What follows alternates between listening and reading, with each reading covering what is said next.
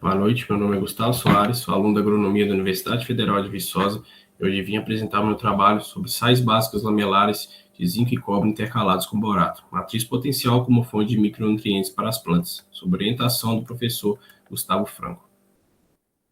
Os micronutrientes passaram a tomar lugar importante para os técnicos e agricultores brasileiros após a observação da sua essencialidade. Em consonância, diversos estudos sobre a toxidez e deficiência desses micronutrientes iniciaram com o objetivo de entender a sua dinâmica no solo e na planta. Mas, em geral, as deficiências são intimamente ligadas à pobreza dos solos, à calagem e ao aumento do pH. O cobre, o zinco e o boro são micronutrientes importantes para o crescimento das plantas e devem ser fornecidos de forma eficiente. Esses nutrientes, quando presentes em baixas concentrações, causam redução do desenvolvimento das culturas, ao passo que em altas concentrações causam toxidez, afetando diretamente a produtividade das lavouras.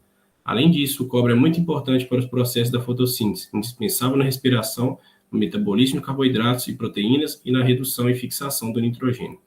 O zinco, além de atuar como ativador enzimático, ele participa também da síntese da auxina, da rota do triptofano, entre outras funções importantes para a planta. O boro, além de estar ligado à granação, à diminuição da produção de grãos xoxos e à regulação enzimática e fixação de nitrogênio, também participa da síntese de proteínas e da formação da parede celular, além de proporcionar maior resistência a doenças. Os fertilizantes de ação lenta são definidos como substâncias que possuem a capacidade de controlar quimicamente, microbiologicamente e fisicamente a liberação dos nutrientes ao solo. Por meio desse controle de liberação, os fertilizantes liberam de forma gradual e não integral os nutrientes presentes, retardando a disponibilidade inicial para coincidir com a maior demanda fisiológica das plantas ao longo do tempo. Os compostos químicos são estruturas em camadas onde ficam retidos os elementos químicos entre as camadas. Esses compostos são sintetizados e podem ser utilizados em diversas atividades, como catalisadores, precursores de óxido e também fertilizantes de liberação lenta. Esses compostos podem ser classificados de acordo com as cargas elétricas presentes em suas camadas, como camadas carregadas negativamente, aqueles presentes em minerais argilosos, e camadas carregadas positivamente, aqueles presentes em sais básicos lamelares e hidróxidos lamelares e os de camadas neutras.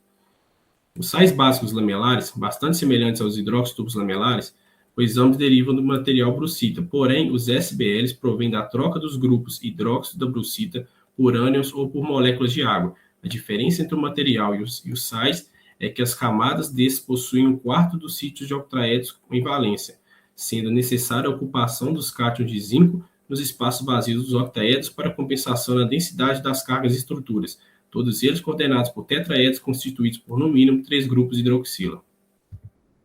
A gente tem como objetivo avaliar os sais básicos lamelares de zinco e cobre intercalados com borato como uma matriz potencial de fonte de micronutrientes para as plantas, através da sua síntese e caracterização e através de testes laboratoriais de liberação in vitro dos nutrientes, comparando com fontes comerciais de maior e menor solubilidade.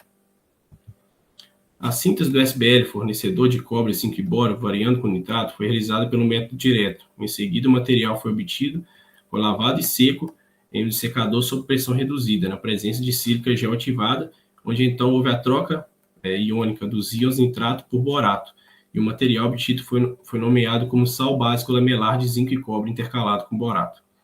A caracterização do material foi feita por difração de raio-x, espectroscopia de absorção molecular na região do infravermelho com transformado de Fourier e análise química elementar.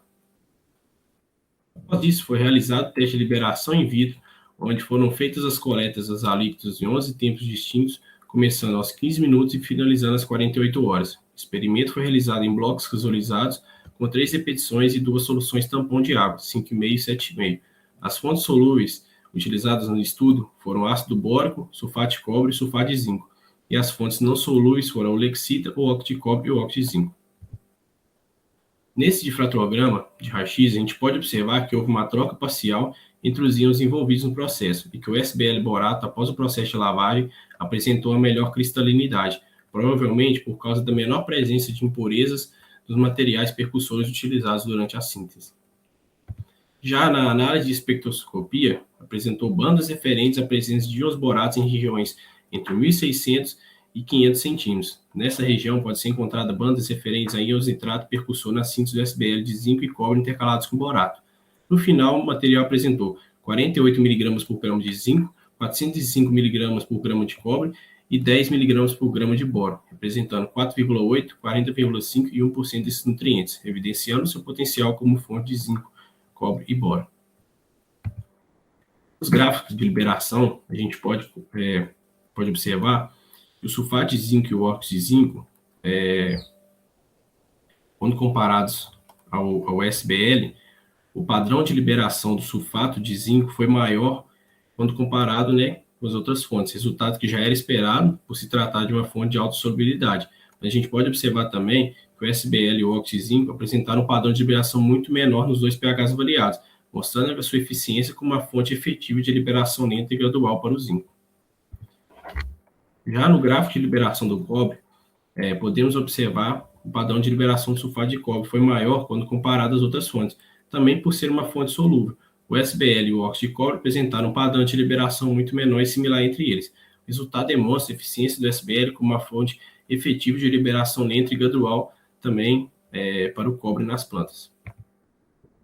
Nesse gráfico, a gente pode observar o padrão de liberação do ácido bórico foi muito maior quando comparado às outras fontes, também por ele ser uma fonte solúvel em comparação. Porém, aqui temos uma observação interessante. O SBL, quando comparado ao lexita, que seria a fonte de liberação lenta, o borato intercalado entre as lamelas proporcionou uma maior eficiência na liberação gradual do boro contido no SBL. Fato esse que pode ser atribuído à proteção dos ânions de borato nos espaços interlamelares do SBL, proporcionando, então, uma liberação mais lenta do micronutriente até quando comparado à fonte não solúvel. Gostaria de concluir o meu trabalho falando que o SBL foi muito eficiente quando se trata da liberação gradual e lenta dos micronutrientes e que seria um material aí que tem um potencial para ser utilizado em culturas perenes, como, por exemplo, o café e a laranja. Gostaria de agradecer também a todos os colaboradores e também ao meu orientador. Obrigado.